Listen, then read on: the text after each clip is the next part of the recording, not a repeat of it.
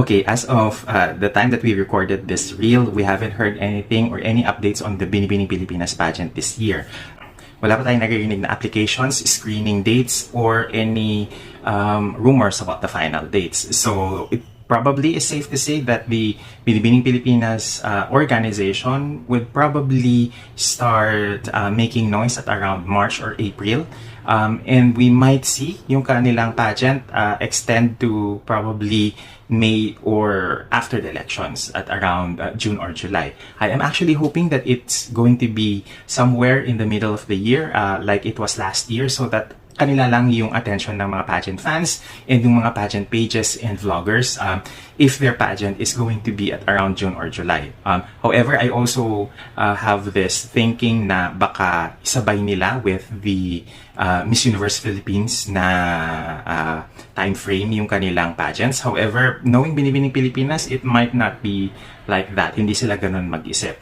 If MUPH is going to have their pageant at around May 12 or May 2, according to rumors, baka ang Binibining Pilipinas would opt to have a later date than that. As we all know, Binibining Pilipinas owns their own venue.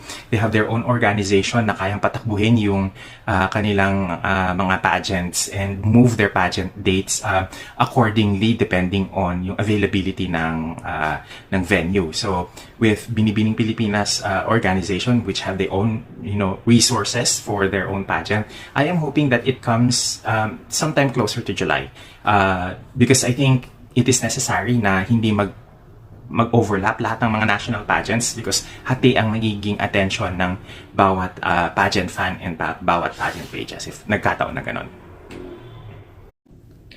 Okay, as of the time that we recorded this reel, we haven't heard anything or any updates on the Binibining Pilipinas pageant this year. Wala pa tayong naririnig na applications, screening dates, or any rumors about the final dates. So it probably is safe to say that the Binibining Pilipinas organization would probably start making noise at around March or April.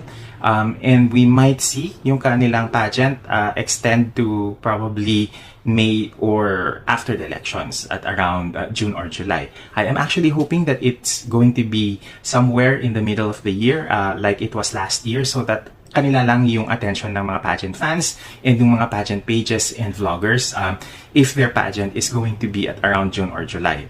However, I also have this thinking na baka isabay nila with the Miss Universe Philippines na time frame yung kanilang pageants. However, knowing Binibining Pilipinas, it might not be